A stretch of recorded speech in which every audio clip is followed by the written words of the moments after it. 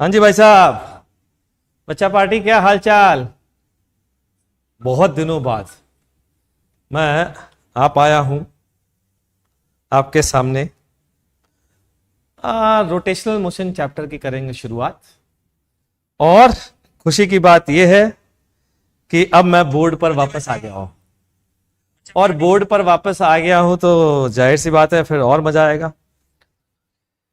वो क्या, निशी रॉय पूछ रहे हैं व्हाट इज आगाज, प्लीज प्रोवाइड सम इंफॉर्मेशन। अरे अब अगर हमने प्रोवाइड कर दिया तो फिर मजा खत्म नहीं हो जाएगा बे। अभी थोड़ी इंफॉर्मेशन प्रोवाइड कर सकते हैं। नमस्कारम नमस्कारम बच्चा पार्टी, नमस्कारम। तो रोटेशनल मोशन शुरू करें। रोटेशनल मोशन का एक और नाम है पता है इस चैप्टर का? Rigid body mechanics. Rigid body या मैकेनिक्स ऑफ रिजिड बॉडी, इसको कई बार लोग लिखते हैं रिजिड बॉडी डायनामिक्स। ठीक, तो सबसे पहले इस चैप्टर में जब मैंने लिख ही दिया है कि रिजिड बॉडी, तो मैं शुरुआत करने जा रहा हूं रिजिड बॉडी की डेफिनेशन से। जैसा कि आप लोग अगर मुझसे पढ़ रहे हैं तो आप सबको ये तो पता ही होगा। ये लो, विनय कह रहा है कि सर आज पूरा चैप्टर खत्म कर दो। अबे वन शॉट नहीं चल रहा है, आज पूरा चैप्टर खत्म कर दो, जान ले लो सर की। ठीक है, तो रिजिड बॉडी की तुम्हें पता ही है, मेरे से अगर पढ़ रहे हो तो मैं डेफिनेशन पर कितना फोकस करता हूं बच्चों। तो सबसे पहले क्या डेफिनेशन, रिजिड बॉडी की डेफिनेशन कौन बताएगा? रिजिड बॉडी की डेफिनेशन बताइए साहब, क्या है डेफिनेशन इसकी? इसकी डेफिनेशन है बच्चों, अ rigid body is a body, लिखते हैं साथ में, अ rigid body is a body in which relative location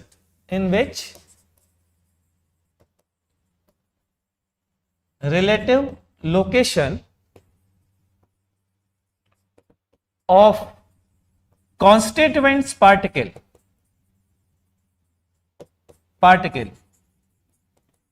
does not change। भैया ऐसा है, यह डेफिनेशन है। इसके इंटरप्रिटेशन मैं अलग से बता दूंगा, क्या इंटरप्रिटेशन है वो मैं अलग से बता दूंगा। और लिख इसलिए रहा हूं कि डेफिनेशन अगर कोई नोट ना कर पाए तो भैया यहां लिखा हुआ है, पीडीएफ फाइल जो है वो अपलोड कर दी जाएगी टेलीग्राम चैनल पर, वहां से आप देख सकते हैं। बहुत सारे मैसेज आ गए इस दौरान, सर आपका 11th का बैच कब आएगा? अस्सलाम वालेकुम, वारा मुतल्लाह बारा कुता, पता नहीं क्या बोला बे ये, ख्वाजा गरीब नवाज चिश्ती। नाम भी अजीब है, लैंग्वेज भी अजीब है भाई, हम ये लैंग्वेज समझ नहीं पा रहे हैं। विनय भाई लगता है आपने कभी पढ़ा नहीं ये चैप्टर। ओह अच्छा, सर केमिस्ट्री की क्लासेस कब से स्टार्ट होंगी? तो मैं रिक्वेस्ट करता हूं सर से, सर केमिस्ट्री भी ले आइए, राहुल मिश्रा सर को भी यहीं ले आइए, ठीक है ना? उनसे बोल दीजिए एमबी सर ने बोला है तो आ ही जाएंगे। तो बेटा जल्दी स्टार्ट हो जाएगी गोयल साहब, ठीक? और बताइए, और कोई फरमाइश? ठीक है, मोहम्मद मिकाइल ने कहा है body in which relative position of particles does not change with time. बिल्कुल सही है भाई, लेकिन अब हम मैसेज कम पढ़ पाएंगे क्योंकि अब हम शुरू करने जा रहे हैं आगे बढ़ना। इसका इंटरप्रिटेशन आपको बताने जा रहे हैं कि क्या इंटरप्रिटेशन एग्जैक्टली होता है। तो इसका इंटरप्रिटेशन समझने के लिए मैं क्या करता हूं, नेक्स्ट पेज पर जाता हूं बच्चों। ऐड किया यहां से पेज, जरा ध्यान दीजिएगा। मान लीजिए सबसे पहले तो कॉन्स्टिट्यूएंट्स पार्टिकल किसे कहते हैं? कॉन्स्टिट्यूएंट्स पार्टिकल का मतलब जिसने उस बॉडी को बनाया, वो पार्टिकल। सर एक बार ये स्टूल पास रख करके आईपैड इस पे रख दीजिए, ठीक है? तो ये सारे पार्टिकल, इसके जितने भी पार्टिकल है, दीज आर कॉन्स्टिट्यूएंट्स पार्टिकल, जिनसे मिलकर के ये बना है, ठीक है? अब relative location of constituents particle, ध्यान रखिएगा, रिलेटिव लोकेशन मतलब एक काम करिए, आप चौक से इस पर एक्सिस बना दीजिए, एक्स वाई, ये एक्सिस बना दीजिए। अब ये एक्सिस इस पॉइंट पर बच्चों फिक्स होगी, ये पॉइंट पी पर फिक्स है, चौक से बनाइए। तो रिजिड बॉडी पे ये एक्सिस फिक्स होगी कि नहीं होगी? ठीक है, अगर ये एक्सेस फिक्स है, अगर ये एक्सेस फिक्स है तो मान लीजिए यहां पर कोई पार्टिकल P है, उसका पोजीशन वेक्टर R है और एक्स एक्सेस से वो थीटा एंगल बना रहा है। एक्स एक्सेस से कितना एंगल बना रहा है? थीटा एंगल बना रहा है। अब इसको फेंक दीजिए, उठा करके फेंक दीजिए। ये बताइए P पॉइंट, अगर ये बॉडी गिर करके इधर आ गई तो क्या P पॉइंट का इस XY के रिलेटिव लोकेशन चेंज हो जाएगी क्या बच्चों, कि या हमेशा यही रहेगी? मेरे हिसाब से हमेशा यही रहेगी। आप कैसे भी फेंक दीजिए, उठा के फेंक दीजिए, कंप्रेस करने की कोशिश कर लीजिए, लेकिन रिजिड बॉडी है तो कंप्रेस नहीं होगी। इसी बात की तो रिजिड बॉडी है भाई। समझ में आ रही है बात? ठीक। तो हमें अगर किसी ने कहा है कि ये एक रिजिड बॉडी है तो इसका मतलब ये है कि reference frame attach to any point on the rigid body, attach कर दीजिए, उसके रिलेटिव कोई भी और पार्टिकल, जितने भी पार्टिकल रिजिड बॉडी में है ना, उनकी लोकेशन चेंज नहीं होनी चाहिए। और बताता हूं, इसको यूं भी सोच सकते हैं आप, ऐसे सोचे कि आपने रिलेटिव लोकेशन के बारे में सुना होगा। कि क्या सुना है? कि मान लीजिए ये A और ये है B, ठीक है, ये A और ये है B। अब B के रिलेटिव A की अगर मैं बात करूं तो पोजीशन वेक्टर ये होगा ना बच्चों, position vector of A relative to B, check करिए, यही होगा, RAB होगा। ये RAB चेंज नहीं होना चाहिए। अरे भाई क्यों चेंज होगा? फिर से चौक से बना दीजिए। ये RAB अगर यहां से थीटा एंगल बना रहा है तो अगर बॉडी घूमेगी तो चौक से बनी हुई एक्सेस भी तो घूमेगी भाई। ये तो ऐसे ही बना रहेगा ना यार, ये तो हमेशा ही RAB रहेगा। ठीक, ठीक है। सिलेबस की बातें चलने लगी भाई। अरे पहले ये पढ़ लो बे, सिलेबस की बातें कर रहे हो। सिलेबस कब तक चलेगा, कहां चलेगा? तुम पढ़ा रहे हो कि हम पढ़ा रहे हैं? पढ़ते जाओ। तो ध्यान से सुनना मेरी बात को।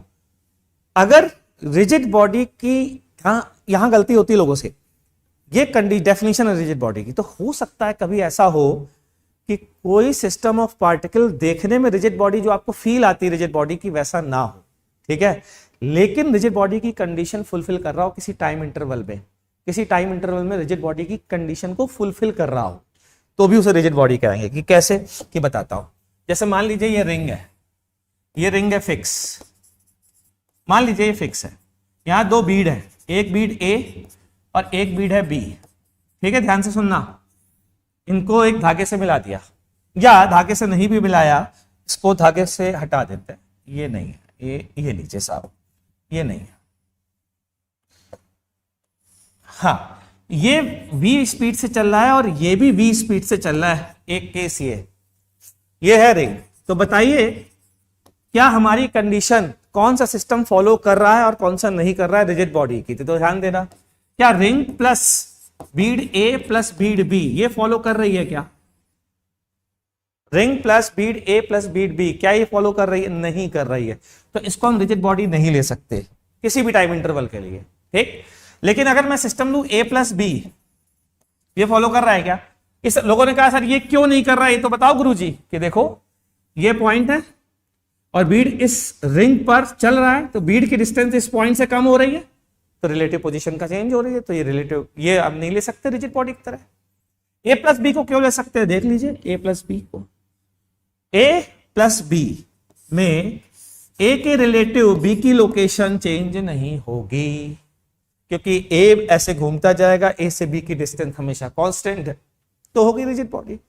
तो A प्लस बी को भी हम रिजिड बॉडी बोल पाए चाहे ना बोल पाए, लेकिन एक बात तो तय है बच्चों कि हम इसको रिजिड बॉडी मेंเป็นवाले जितने फॉर्मूले हैं वो सारे फॉर्मूले यहां पर लगा सकते हैं, ठीक है, क्लियर। चलिए अब आगे बढ़ते हैं। रिजिड बॉडी अगर है ये, तो हम इसकी डायनामिक्स पढ़ने जा रहे हैं, मतलब इसके मोशन को पढ़ने जा रहे हैं। अब इसके मोशन जो है हमारे सिलेबस में वैसे तो होते हैं बहुत तरीके के, प्योर ट्रांसलेशन होता है, प्योर रोटेशन होता है, मोशन अबाउट अ पॉइंट होता है, प्लेनर मोशन होता है, और लास्ट आता है आर्बिट्रेरी टाइप ऑफ मोशन, ठीक। हमारे सिलेबस में है pure rotation about a fix, about axis, fix axis, ध्यान से सुनना, pure rotation about a fix axis, ये है हमारे सिलेबस में। दूसरा है प्लेनर मोशन, क्या है? Planar motion. ये बात ही कई लोगों को नहीं पता, लोग कहते हैं रोलिंग मोशन, लेकिन एक्चुअल में हमारे सिलेबस में कुछ लोग कहते हैं सीआरटीएम। गुरुजी CRTM, combined rotation and translational motion. क्या बोलते हैं? Combined rotational and translational motion. ये हमारे सिलेबस में नहीं है बच्चों। मतलब बोलूंगा सीआरटीएम, लेकिन मैं बहुत जनरल सीआरटीएम की बात नहीं करने जा रहा हूं। मैं बात करने जा रहा हूं सीआरटीएम की केवल और केवल प्लेनर मोशन। प्लेनर मोशन क्या होता है डिटेल में पढ़ेंगे, लेकिन सबसे पहले हम मोशन ऑफ रिजिड बॉडी के बारे में सबसे पहली चीज जो पढ़ने जा रहे हैं, that is pure translational motion of rigid body. ये हम पढ़ने नहीं जा रहे हैं, लेकिन हम बता इसलिए रहे हैं ताकि आप डिफरेंशिएट कर सके प्योर ट्रांसलेशनल मोशन को। कभी भी जरूरत पड़े तो आगे, कभी कभार एसएचएम में इस चीज की बहुत जरूरत पड़ती है कि प्योर ट्रांसलेशनल मोशन क्या होता है। प्योर ट्रांसलेशनल मोशन बहुत सिंपल सा, पता है क्या? During the motion, if during the motion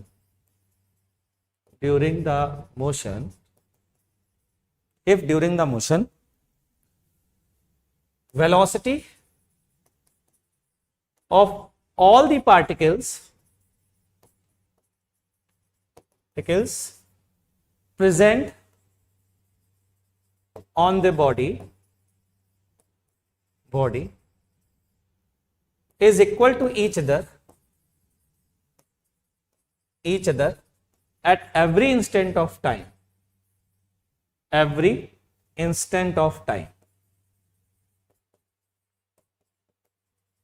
then motion is called भैया पेन और कॉपी लेके बैठना, ध्यान रखिएगा, called rotational motion is called rotational motion, sorry, called translational motion, pure translational. क्या मीनिंग है इसका? जरा मीनिंग आप भी समझा दीजिए गुरुजी। Sir, if a ball has air cavity inside, is that ball not a rigid body because particles of air inside the ball will move with time. Mohammad Mikail, अगर आपने सिस्टम में एयर को भी लिया है, तो पूरा सिस्टम रिजिड बॉडी नहीं कहलाएगा। लेकिन सिस्टम आपने सिर्फ और सिर्फ वो सॉलिड ऑब्जेक्ट लिया है, मतलब जो कैविटी है उसके अंदर की गैस नहीं ली है, सिर्फ सॉलिड पार्ट लिया है जो सिस्टम का है, तो वो रिजिड बॉडी की तरह बिहेव करेगा। ठीक है, चलिए आगे बढ़े। अब इसका क्या मीनिंग है, थोड़ा मीनिंग समझ लेते हैं डिटेल में, देखना जरा ध्यान से।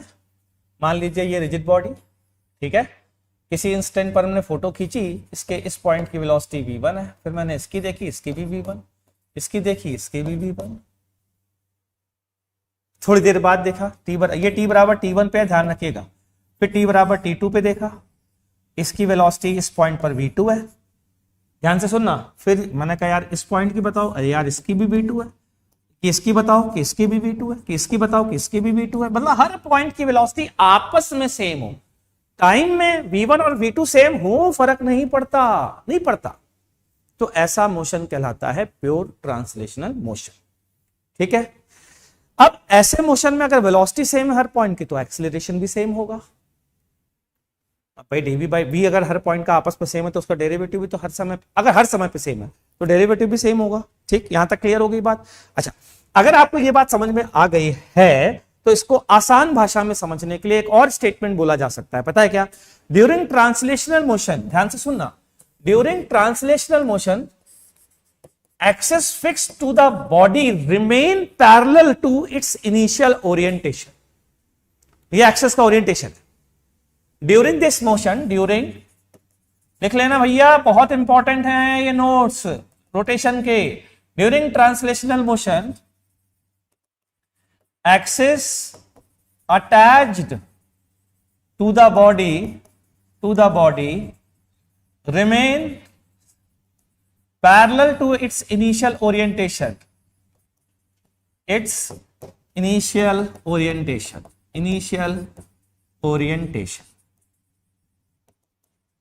ठीक भाई, मतलब मतलब ये मान लीजिए ये यहां पर पहुंच गया, फिर ये यहां पहुंच गया, फिर ये यहां पहुंच गई बॉडी। हमेशा अगर एक्स वाई अपने इनिशियल ओरिएंटेशन के पैरेलल है तो हम कहेंगे कि ये मोशन प्योर ट्रांसलेशनल मोशन है। कि जैसे देखो भाई, ये मान लीजिए मेरी बॉटल है, ठीक है, ध्यान से सुनना। इस बॉटल का मोशन बताइए, बोलिए, सर्कुलर मोशन है, मतलब ट्रांसलेशनल है या रोटेशनल है, क्या है इस बॉटल का मोशन? बोलिए, मैं इंतजार कर रहा हूं आपके आंसर का।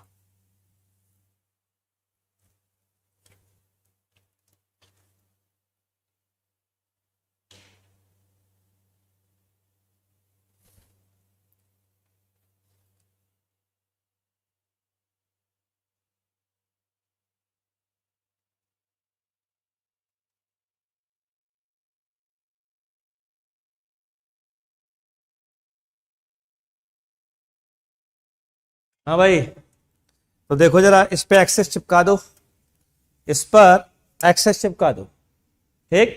अब इस पर एक्सेस बना दी, मैंने कहा पेन हटाओ, गोली मारो, मेरे हाथ उंगलियां काफी है, ठीक है। ये एक्सेस, ये एक्स, ये Y. During the motion axes remain parallel to its initial orientation.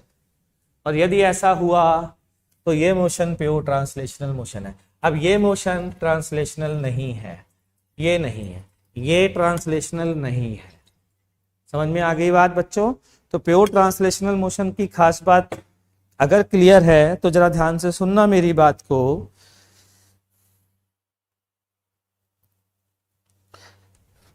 अगर प्योर ट्रांसलेशनल है तो kinetic energy in case of pure translational motion क्या होगी बच्चों?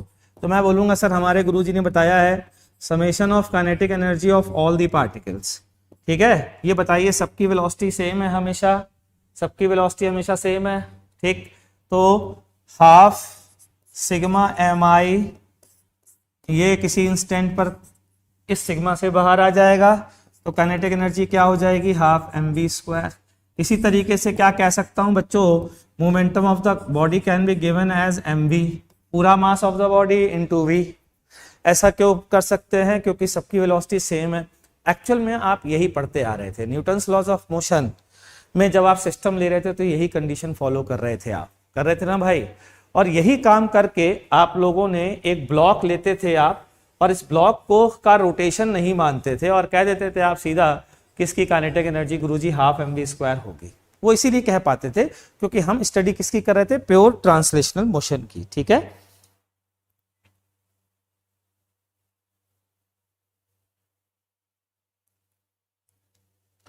चलिए खैर, मेरे हिसाब से ये बात समझ में आ गई है बच्चों। अगर ये बात समझ में आ गई है तो हम अब पढ़ने जा रहे हैं pure rotational motion of rigid body about fix axis. Pure rotational motion of rigid body about a fixed axis.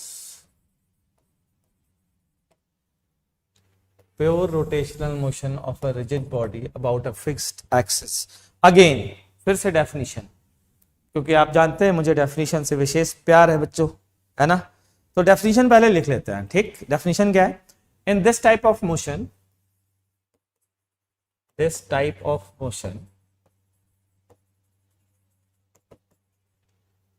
all the particles perform circular motion. All the particles perform circular motion, ठीक है, in the plane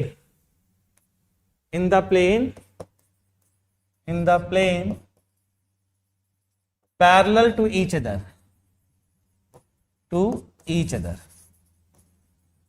parallel to each other. मतलब सारे के सारे particle circular motion में perform करते हैं, लेकिन सारे के सारे सर्कल का प्लेन एक दूसरे के पैरेलल होता है। ऐसा सर्कल, ऐसा सर्कल, ऐसा ऐसा नहीं लिया जाएगा, ठीक है। अच्छा, locus of center of all such circles lie on a straight line perpendicular to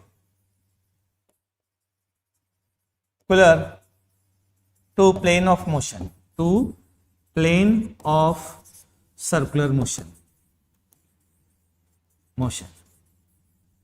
This straight line, ये straight line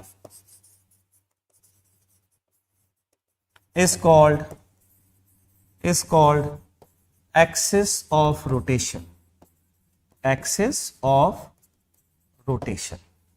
आपसे ये नहीं पूछा जा रहा, ध्यान रखिए। कई लोग बड़े परेशान हो रहे होंगे ये सुन करके, डेफिनेशन में खासकर लोग परेशान होते हैं क्योंकि वो फील लेने की कोशिश करते हैं, सर ऐसा घुमाया कैसे जाएगा। आपको ये नहीं ध्यान रखना है कि ऐसा घुमाया कैसे जाएगा, आपसे ये पूछा जा रहा है, आपको ये बताया जा रहा है कि यदि कोई ऐसे मोशन कर रहा है तो motion fix about motion, pure rotational motion about a fix axis कहलाएगा। अब मैंने क्या लिखवाया है उसको डिटेल में बता देता हूं, जरा ध्यान से सुनना सभी लोग। नेक्स्ट पेज पे चलते हैं। मान लीजिए ये आपके घर का दरवाजा है, ठीक है, और ये दरवाजा इस पोजीशन से इस पोजीशन पर आता है,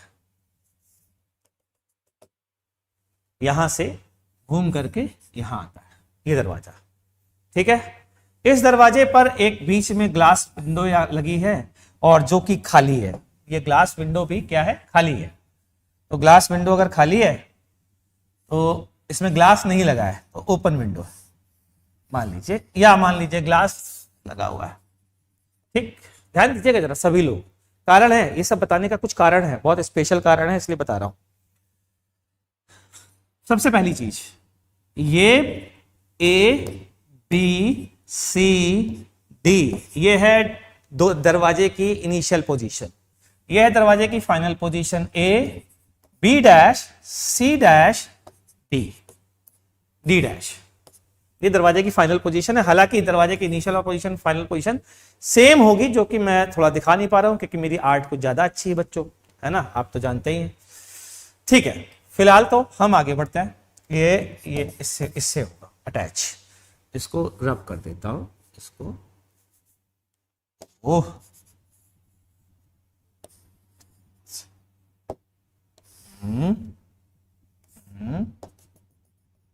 अरे यार ये क्या कर रहा हूं मैं, बोर्ड पर लिखने की आदत खराब हो गई भाई मेरी, पढ़ा गया हूं मैं। अब सही है भाई, ठीक है, अब सही है। अब यहां पर कोई पॉइंट P ले लीजिए भाई, वो पॉइंट P से एक्सिस पे परपेंडिकुलर डालिए, मान लीजिए r डिस्टेंस पे पॉइंट है, तो अब अगली बार जब यहां पहुंचेगा तो उसकी डिस्टेंस r ही होगी और वो इस तरीके के सर्कल में घूमेगा। जितने कोई भी पॉइंट ले लीजिए, यहां पर एक पॉइंट ले लीजिए, इस तरीके सर्कल में घूमेगा, यहां पर एक पॉइंट ले लीजिए, वो भी सर्कल में घूमेगा। तो जैसे जैसे ये दरवाजा ऐसे घूमेगा, इस पे मौजूद हर एक पार्टिकल एक सर्कल में घूमेगा, सबके सारे सर्कल एक प्लेन एक दूसरे के देखो पैरेलल है क्या। एक दरवाजे को खोल के देखिए अपने घर पे, ऐसे ये सर्कल ये सर्कल ये पॉइंट सर्कल ये पॉइंट सर्कल ये पॉइंट सर्कल, सारे सर्कल का सेंटर एक लाइन पर, that line is perpendicular, that line is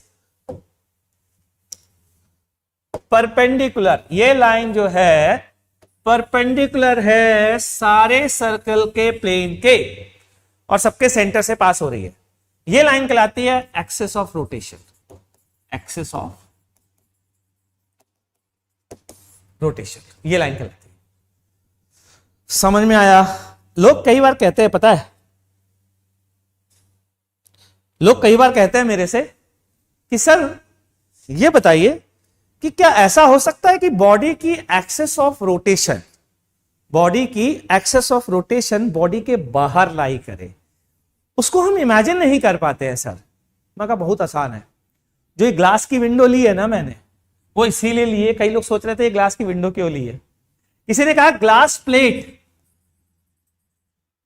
motion of glass plate कैसा होगा। मैं कहो ग्लास प्लेट पे कोई पॉइंट ले लो, वो भी सर्कल में घूमेगा, उसके साथ भी सारी कहानी होगी। तो motion of glass plate is also pure rotational motion about same axis. क्या कह सकता हूं कि किसी बॉडी की एक्सिस उस बॉडी से बाहर हो सकती है? बिल्कुल हो सकती है, जैसे कि यहां ग्लास प्लेट की एक्सिस। भाई लोग देख लीजिए, भाई समझ में नहीं आया तो पूछ लीजिए। एक लाइन और लिख लीजिए, वो बड़ी इंपॉर्टेंट है, तो बताता हूं क्यों इंपॉर्टेंट है। वरना बच्चों एक्सेस ऑफ रोटेशन समझने में लाले पड़ जाए।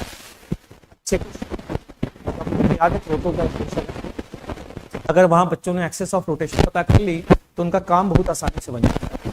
बताता हूं क्या, लिखो आप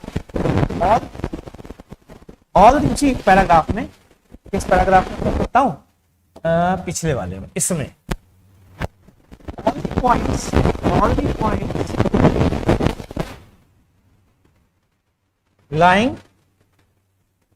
lying on the axis have zero velocity। सारे पॉइंट की वेलोसिटी बच्चों जीरो होती। ठीक है, क्लियर। चलिए आगे बढ़ते हैं। ये उसमें ऐड कर दिया। क्यों जीरो होती? क्योंकि सब सारे सर्कल का सेंटर का लोकस है ना भाई। कि इसका फायदा क्या गुरुजी, आप फायदा बताओ यार, बाकी बातें मत करो। देखो फायदा, देखो फायदा जरा ध्यान से देखना। एक क्वेश्चन पूछा गया भाई हम लोगों से, हमसे कहा गया ये छत है, ये सामने दीवार है, यहां से एक स्ट्रिंग है, हाँ ये एक स्ट्रिंग बांधी, यहां से एक स्ट्रिंग बांधी, यहां एक पार्टिकल है, मासलेस स्ट्रिंग है, और ये एक पार्टिकल है, ये भी मासलेस स्ट्रिंग है। ये m मास का पार्टिकल है, और m मास के पार्टिकल को ऐसे बाहर खींचा और छोड़ दिया, तो ये पूरा फ्लैप की तरह, कागज के पन्ने की तरह ऐसे ऐसे ऐसे ऐसे ऑसिलेशन करेगा। लोगों ने कहा धागा स्ट्रिंग सिस्टम, देखो सिस्टम, अगर मैं system A plus B plus C ले लू, मतलब मैं बताना चाहता हूं A B string plus B particle plus B C string, अगर ये सिस्टम ले लू तो क्या कह सकता हूं? ये रिजिड बॉडी की तरह बिहेव कर रहा है बच्चों। अरे कह सकता हूं क्या? ठीक है, चलिए बताइए ड्यूरिंग द मोशन इसके कोई ऐसे पॉइंट हैं जो कॉन्टिन्यूअसली रेस्ट पर है? चेक करिए, ड्यूरिंग द मोशन ऐसे कोई पॉइंट हैं क्या जो कॉन्टिन्यूअसली रेस्ट पर है? वॉइस प्रॉब्लम आ रही है, इमरान ने कहा, स्टडी वाइफ्स ने कहा, चंदन ने कहा, लोग sir is perfectly Audible and visible ऐसा बोला जा रहा है यार। तो बच्चा देखो जरा, चेक करो यार क्या गड़बड़ हो रही है ना, क्योंकि अच्छा जी मैं वापस आता हूं यार। एक्सेस ऑफ रोटेशन कैसे पता करें? कुछ बताया नहीं गुरुजी ने, एक्सेस ऑफ रोटेशन पता कैसे करें? लास्ट लाइन का जादू बताओ जरा। ऐसे कौन से पॉइंट हैं जिनकी वेलोसिटी जीरो है बच्चों? जल्दी बोलो, क्या समझ में आ रहा है? ऐसे कौन से पॉइंट हैं जिनकी वेलोसिटी जीरो है? पॉइंट ए, पॉइंट सी, अगर दो पॉइंट भी मिल गए तो अपना काम बन गया। ये है axis of rotation. Axis of rotation मिल गई, axis of rotation. Sir explain कीजिए, पूरव ने कहा। हाँ भाई वही कर रहा हूं यार। सर प्लीज जैसी वॉइस आपकी यहाँ आ रही है वैसी ही हाइब्रिड क्लासेस में भी करवा दीजिए। करवा देंगे बच्चा, अब ठीक हो गया, बीच बीच में हो रहा है। इतनी क्लास क्लियर हाइब्रिड में भी हो जाए तो कितना अच्छा होगा। ओके ओके, जो भी मेरे दोस्त लोग, मेरे कलीग जो इसको देख रहे हो ना, वो इस चैट का स्नैपशॉट लेके मेरे को व्हाट्सएप कर दें, ताकि मैं ये स्नैपशॉट अपनी टीम को भेज सकूं और उनको बताऊं कि बच्चे डिमांड कर रहे हैं वॉइस की क्लैरिटी की। ठीक है बच्चों, हम आगे बढ़ते हैं। अगर आपको ये समझ में आ गया है तो सबसे पहले तो जरा ध्यान से सुनिएगा। हम बात करने जा रहे हैं मोशन की एनालिसिस की। कौन से मोशन की एनालिसिस की? Pure rotational motion about fix axis. इसकी हम एनालिसिस करेंगे। करा जाए? चलिए करते हैं, ध्यान से सुनिएगा जरा। इसकी एनालिसिस करने के लिए मैं नेक्स्ट पेज पे जाता हूं और एक बात बोलता हूं, आपको बहुत ध्यान से सुनना सभी लोग। सबसे पहली चीज, मान लीजिए ये एक रिजिड बॉडी बच्चों, ये एक रिजिड बॉडी, इस एक्सिस के अबाउट ये एक्सिस है, इस एक्सिस के about pure rotational motion perform कर रही है, से ओमेगा से प्योर रोटेशनल मोशन परफॉर्म कर रही है। ओमेगा क्या है पता नहीं, मतलब लिख दिया, आप मत मानो, मैं तो कह रहा हूं आपको, ठीक। प्योर रोटेशनल मोशन परफॉर्म कर रही है, तो जरा ध्यान से सुनना बच्चों सभी लोग, मैं यहां पर दो सर्कल लेने जा रहा हूं, मतलब दो पॉइंट इमेजिन कर रहा हूं डिफरेंट डिफरेंट प्लेन पर।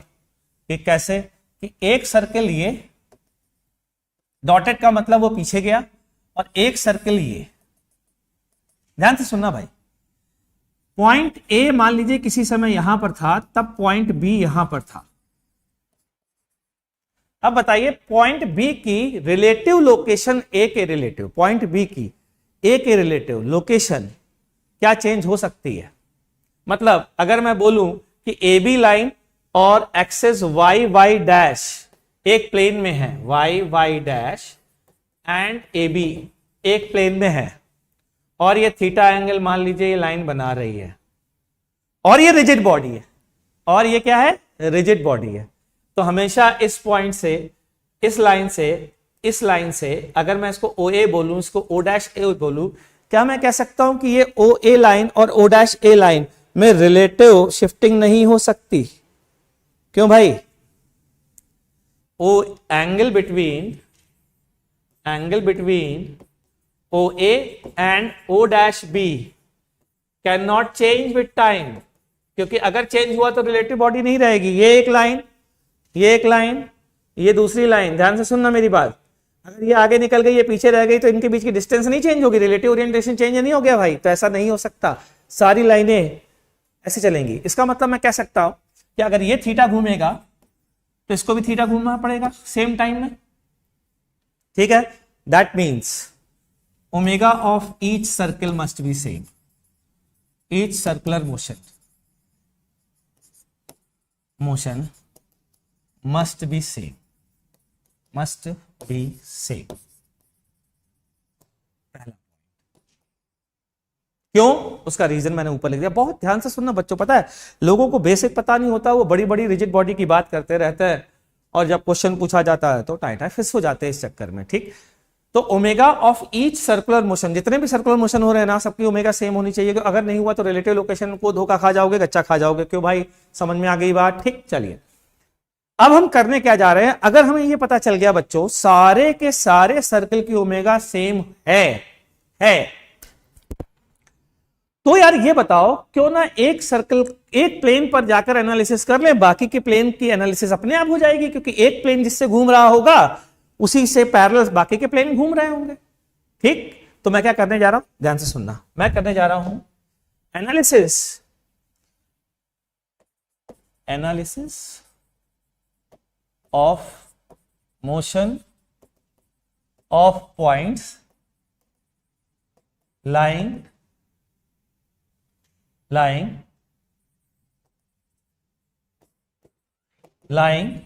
on the plane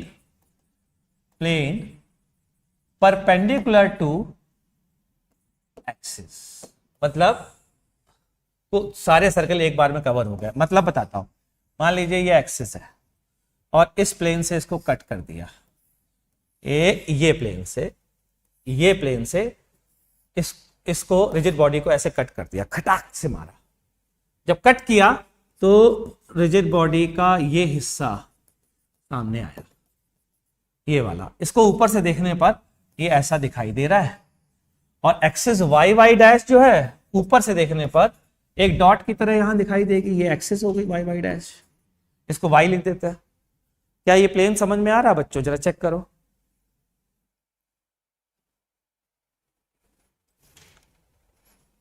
जल्दी से,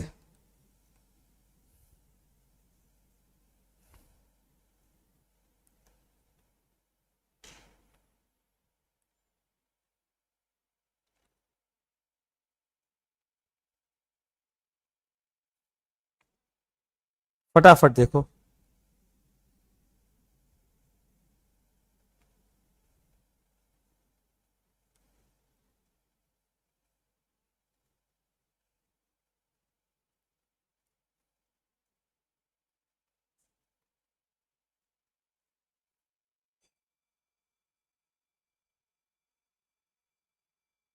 ठीक है, सही है भाई। तो ये है रिजिड बॉडी, ये है रिजिड बॉडी, मैंने इसको परपेंडिकुलर प्लेन से कट किया। ये जो प्लेन बॉडी का प्लेन आया वो यहां ड्रॉ किया ऊपर से देखने पर। ठीक, मान लीजिए, ध्यान से सुनिएगा जरा मेरी बात को। पहली चीज मैंने क्या लिखा है, ये पार्टिकल 1 है, ये पार्टिकल 2 है, ये पार्टिकल 3 है, ये पार्टिकल 4 है। ठीक है, ध्यान से सुनना। सबसे पहला स्टेटमेंट जो मैंने ऑलरेडी प्रूव कर चुका हूं वो ये कि omega of 2 with respect to Y is equal to omega of 3 with respect to Y, omega of 4 with respect to Y, omega of 1 with respect to Y. पहले तो ये बताओ, क्या इस बात से सहमत हो? क्या ये बात समझ में आ रही है?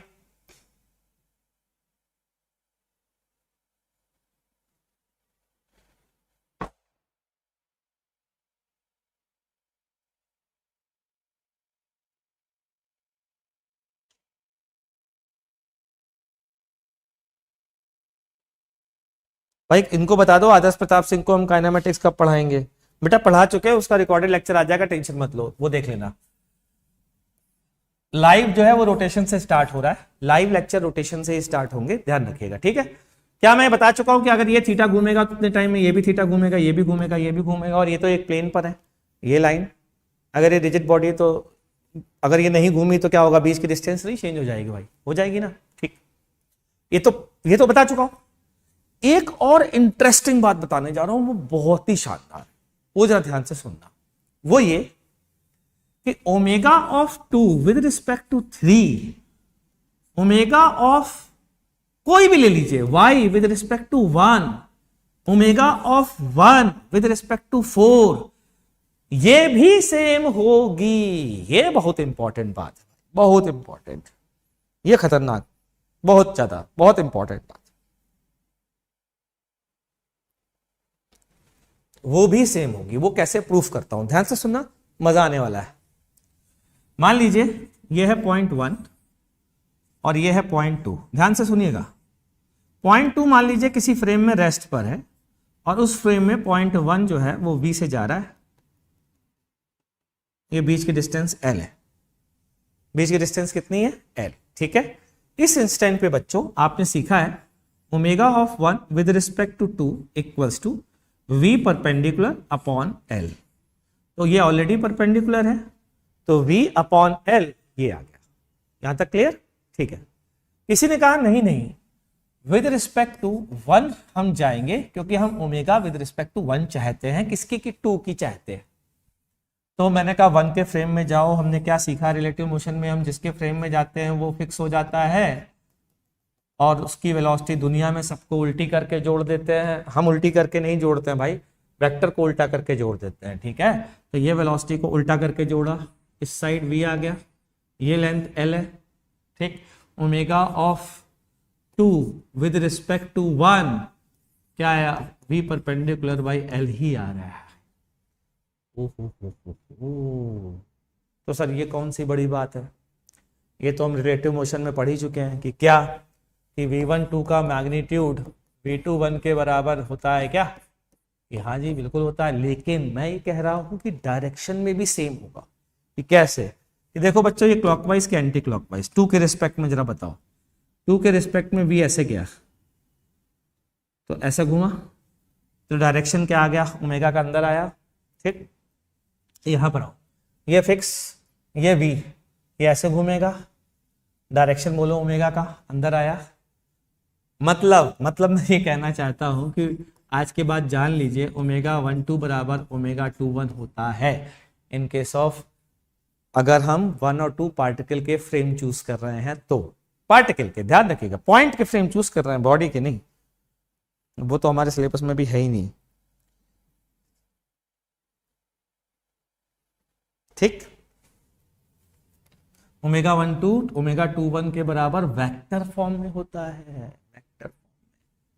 तो अब जरा ध्यान दो, अब ये वाली बात प्रूफ हो गई है। पता है कैसे, देखो कैसे, ध्यान से सुनना मेरी बात को जरा। ठीक है, बताता हूं। मैं ये कहना चाहता हूं omega 2 with respect to y equals to omega 3 with respect to y।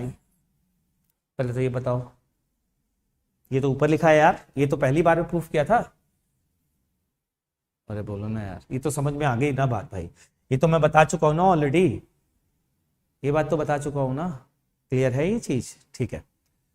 तो मैं कह सकता हूं omega y with respect to 2 equals to omega 1 with respect to 2 equals to omega 3 with respect to 2। अरे 2 के फ्रेम में गए तो फिर से सबकी ओमेगा सेम नहीं हो जाएगी? अगर मैं 2 के फ्रेम में गया, अगर मैं 2 के फ्रेम में गया, ध्यान से सुनना, 2 के फ्रेम में गया तो y ऐसे घूमने लगेगा कि नहीं घूमने लगेगा? अगर 2 के फ्रेम में जाऊंगा, क्योंकि 2 की वेलोसिटी इधर थी तो y की वेलोसिटी इधर हो जाएगी, तो मैं कह सकता हूं omega y2 is equals to omega 2y। पहली बात तो ये जान लीजिए, इक्वल्स टू 2 के, अब 2 के रिलेटिव सब सेम से घूमेंगे, तो 2 के रिलेटिव y, 2 के रिलेटिव 1, 2 के रिलेटिव 3, सब लोग सेम घूमेंगे ना भाई। अब ऊपर वाली इक्वेशन को देख लीजिए, omega 3 with respect to y, या omega 2 with respect to y, या फिर omega 5 with respect to 1। Check करिए, इसी तरीके से आप सारे ओमेगा आपस में सेम कर सकते हैं, आराम से तसल्ली से देख लीजिए। कहीं डाउट आए तो कमेंट सेक्शन में लिखिए। थोड़ी अच्छी चीज है, मजेदार चीज है, जानकारी रखना बहुत इंपॉर्टेंट है, इसलिए। अच्छा, इसको किसी ने वेक्टर से प्रूफ करना चाहे ना तो प्रूफ कर सकता है, बहुत इजीली कर सकता है। बता कैसे, मैं बताता हूं। पहले तो ये देख लो, इसमें कोई डाउट हो तो पूछो कमेंट सेक्शन में। राशि, कोई डाउट है बेटा?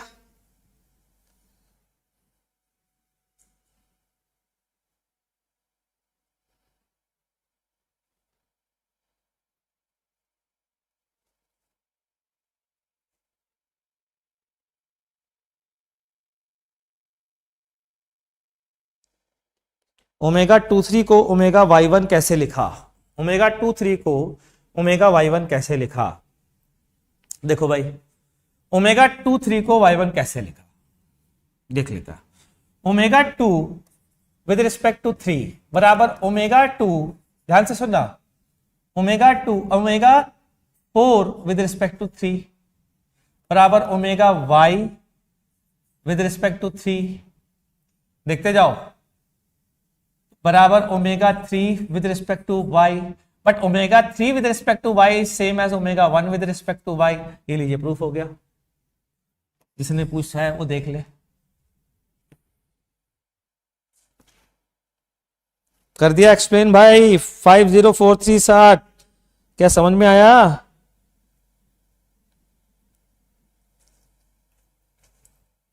देख लीजिए भैया, समझ में आया कि नहीं आया, बता दीजिए अगर समझ में नहीं आया है। अब तो आ गया? अरे हाँ तो बोलो यार, कमेंट में जरा यस वस तो बोलो। No doubt? गॉट इट, ठीक है, चलिए आगे बढ़ते हैं। मैं वेक्टर से प्रूफ करने जा रहा हूं, ध्यान से देखना। V12 बराबर, मुझे पता है omega 12 cross R12, omega cross R बराबर V पढ़ा है कि नहीं पढ़ा? नहीं पढ़ा तो कोई बात नहीं, जिसने पढ़ा है वो देख ले। ठीक, मैं प्रूफ करने जा रहा हूं ओमेगा 12 इक्वल्स टू ओमेगा 21, ठीक है। V21 equals to omega 21 with respect cross R21, लेकिन मुझे पता है V12 बराबर माइनस V21 एंड R12 बराबर माइनस R21।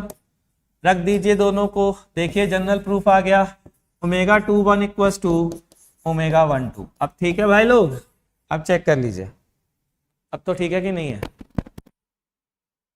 देख लीजिए भैया, देख लीजिए, अभी भी डाउट आए तो पूछ लीजिए।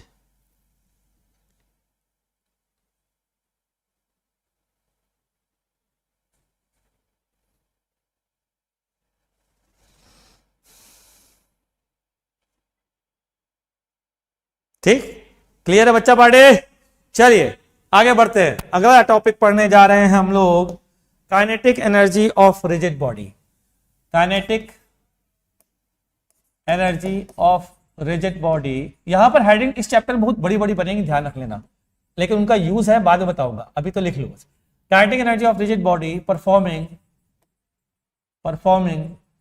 प्योर रोटेशन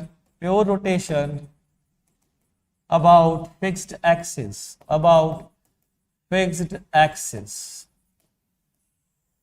ठीक है भाई, kinetic energy of rigid body performing pure rotation about fixed axis देख लिया जाए। चलिए देख लेते हैं भाई, ध्यान दीजिएगा। ये है रिजिड बॉडी, ये है एक्सिस वाई वाई डैश, ठीक। इस एक्सिस में ये पार्टिकल इस सर्कल पर घूम रहा है और पूरी की पूरी रिजिड बॉडी। यार एक चीज तो बताना ही भूल गया, इतनी सारी बातें बताई थी, वो बताई किस लिए थी? बताई इसलिए थी कि क्या मैं कह सकता हूं omega of a rigid body in such cases is unique, क्योंकि omega one in general omega R J equals to omega J R equals to सारे ओमेगा, और सब सेम होते हैं, मान लेते हैं। इसको बोलते हैं ओमेगा ऑफ रिजिड बॉडी। बोला जा सकता है बच्चों, अगर ऐसा है तो बोला ही जा सकता भाई। जब प्रूफ कर दिया कि किसी भी पॉइंट के रिलेटिव किसी दूसरे पॉइंट का ओमेगा सेम होगा, वो वही होगा जो एक्सिस के अबाउट है, तो फिर ये बात भी प्रूफ हो गई, ठीक। अच्छा, अगर ये प्रूफ हो गया तो काइनेटिक एनर्जी की डेफिनेशन, काइनेटिक एनर्जी हमने वहां निकाली थी, कहां निकाली थी? अभी प्योर ट्रांसलेशनल मोशन में, sigma half M i v i square. यहां पर सबकी वेलोसिटी अलग है, ठीक है, यहां तो कोई बात नहीं, फिर भी कोशिश करते हैं कुछ बढ़िया बन के आ जाए सामने। मैं कहा यहां पर बताओ सारे पार्टिकल की क्या सेम है? ट्रांसलेशन में सारे पार्टिकल की क्या सेम थी? याद करो, ट्रांसलेशनल मोशन में सारे पार्टिकल की क्या चीज सेम थी? याद करो, वेलोसिटी। यहां पर सारे पार्टिकल की वेलोसिटी सेम ना होकर के क्या सेम है? Angular velocity. v बराबर, अगर मैं इस डिस्टेंस को, एक्सिस से डिस्टेंस को आर आई बोलूं बच्चों, तो इस सर्कल की रेडियस भी आर आई होगी, और आर आई रेडियस पे अगर कोई पार्टिकल वी आई स्पीड से घूम रहा है तो क्या मैं कह सकता हूं V I equals to R I into omega. तो यहां पर ये वैल्यू डाल दी, आर आई स्क्वायर ओमेगा स्क्वायर, जहां ओमेगा सबका सेम है, half sigma M I R I square into omega square. ये जो टर्म आया है half sigma half M I R I square, इसको एक नया नाम दिया गया, इसका नाम दिया गया moment of inertia about the axis about which body is performing pure rotational motion।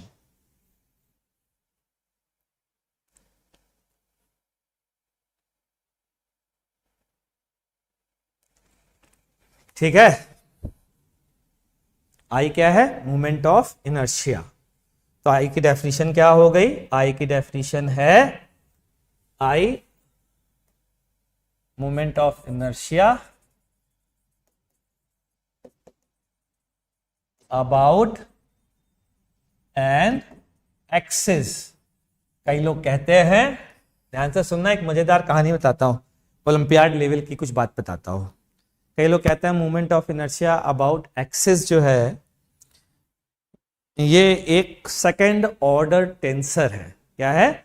Second order tensor है। बच्चों नहीं है ये सेकेंड ऑर्डर टेंसर, नहीं है ये सेकेंड ऑर्डर टेंसर नहीं है। Moment of inertia second order tensor होता है, moment of inertia second order tensor होता है, लेकिन moment of inertia about axis second order नहीं होता। जैसे मैं बोलूं वेक्टर का कंपोनेंट वेक्टर नहीं होता, नहीं होता ना, वैसे ही movement of inertia about an axis, अगर एक्सिस दे दी है तो केवल मैग्नीट्यूड से काम चल जाएगा ना। अगर मैं बोलूं इस रिजिड बॉडी का movement of inertia about this axis बताइए, बोलने वाले ने ही बोल दिया है, पूछने वाले ने ही बोल दिया है, तो केवल एक ही वैल्यू रह जाएगी, क्या? आई बराबर sigma M I R I square, sigma M I R I square, जहां आर आई क्या है? डिस्टेंस ऑफ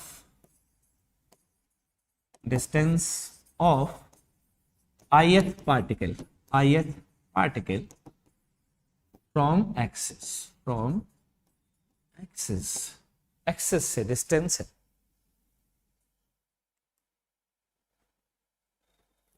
टेंसर हर चीज है इस दुनिया में। क्या बात है, बहुत बढ़िया बहुत बढ़िया, क्या बात बोली है। ठीक है, ये तो हो गया मोमेंट ऑफ इनर्शिया। कई लोग कहते हैं कि सर हमने तो मोमेंट जो नाम पढ़ा था वो तो ऐसे पढ़ा था कि फोर्स का मूवमेंट का मतलब है फोर्स को आर से मल्टीप्लाई कर दीजिए, यहाँ तो आर स्क्वायर से मल्टीप्लाई है। हाँ, इसलिए एक्चुअल में इसका नाम होता है सेकेंड मूवमेंट ऑफ इनर्शिया या फिर मोमेंट ऑफ इनर्शिया। एक्चुअल नाम तो इसका ये है, लेकिन m into r, sigma M I R i कोई फिजिकल क्वांटिटी नहीं होती है, इसलिए इसी को मूवमेंट ऑफ इनर्शिया बोल दिया जाता है। ठीक है, क्लियर? एक बात, पहला पॉइंट। दूसरा पॉइंट, काइनेटिक एनर्जी आज के बाद हम डायरेक्ट लिखा करेंगे हाफ आई ओमेगा स्क्वायर, जहां मूवमेंट ऑफ इनर्शिया उस एक्सिस के अबाउट है जिस एक्सिस के अबाउट प्योर रोटेशनल मोशन हो रहा है। वहां होता था हाफ एम वी स्क्वायर, यहां हाफ एम वी स्क्वायर नहीं होगा क्योंकि v अलग अलग पार्टिकल की अलग अलग होगी, और v अगर अलग अलग पार्टिकल की अलग अलग होगी तो हम यहां पर हाफ एम वी स्क्वायर में v लाएंगे किसका? तो यहां पर यूज होता है, जैसे अगर किसी ने आपसे कहा कि ये रॉड इस पोजीशन से घूमती हुई इस पोजीशन पर जब आती है तो इसके सेंटर की वेलोसिटी v नॉट हो जाती है। ठीक है, तो बताइए इस रॉड की काइनेटिक एनर्जी इस इंस्टेंट पर क्या होगी? तो हमारा आंसर होगा half I moment of inertia of this rod, जो भी हो वो बाद में देखेंगे, into omega square that is V not upon L by two का whole square, V not upon L by two का whole square. Half M V square नहीं होगा, बस भाई मैं ये कहना चाहता हूं कि please half M V square M V not square मत लिख दीजिएगा काइनेटिक एनर्जी, क्योंकि कई लोग काइनेटिक एनर्जी को half M V C square लिख देते हैं। But sir MOI symmetric matrix hence tensor नहीं होगा, बट सर एबोआई सिमेट्रिक मैट्रिक्स हेंस टेंसर नहीं होगा। नहीं बेटा, इसका मतलब ये है कि सिमेट्रिक एक्स जो मोमेंट ऑफ इनर्शिया है ना, उसकी जो तुम जो बोलना चाह रहे हो, मैट्रिक्स की बात करना चाह रहे हो, नहीं, मैट्रिक्स तो I X X I Y Y I Z Z इन सबसे बनती है, वो पूछे ही नहीं जा रहे हैं आपसे। आपसे पूछा ही एक टर्म पूछा जा रहा है उस 9 मैट्रिक्स में, 3x3 की मैट्रिक्स में एक पूछी जा रही है, अगर एक टर्म पूछा जा रहा है तो जाहिर सी बात है वो तो एक स्केलर क्वांटिटी ही होगी। ठीक, अब बच्चों इतना तो समझ में आ गया है कि आई निकालना हो गया है बहुत इंपॉर्टेंट। तो अब शुरू करते हैं calculation of moment of inertia, बहुत इंपॉर्टेंट चीज, calculation of moment of inertia, calculation of moment of inertia. Calculation of moment of inertia शुरू करते हैं, और सबसे पहले शुरू करते हैं डिस्क्रीट सिस्टम के लिए। किसके लिए बच्चों? Discrete system. तो सबसे पहले for discrete particle system, discrete particle system पता है ना, बता चुका हूं मैं, अगर मेरे पुराने वीडियो देखोगे तो आपको पता चल जाएगा। डिस्क्रीट की डेफिनेशन क्या है? Number of particles must be countable. अगर काउंटेबल नंबर ऑफ पार्टिकल्स है तो ऐसे सिस्टम को कौन सा सिस्टम कहते हैं? Discrete system. ठीक, तो मान लीजिए मैं आपसे एक क्वेश्चन पूछ लेता हूं सिंपल सा पहले, और उसके बाद फिर थोड़ा थोड़ा अच्छा क्वेश्चन करते जाएंगे अगर आप इजाजत देंगे तो। ठीक है भाई, तो सबसे पहला क्वेश्चन है, डेफिनेशन तो बताई दिया, तो पहला क्वेश्चन है, ये है m1 और m2, m1 और m2, इनके बीच की डिस्टेंस है r, क्या है? r। मोमेंट ऑफ इनर्शिया बताइए उस एक्सेस के अबाउट जो इनके सेंटर ऑफ मास से पास हो रही है और perpendicular to the line joining particle है। तो I about y Y dash आपसे पूछा जा रहा है, बताइए। शुरू हो जाइए।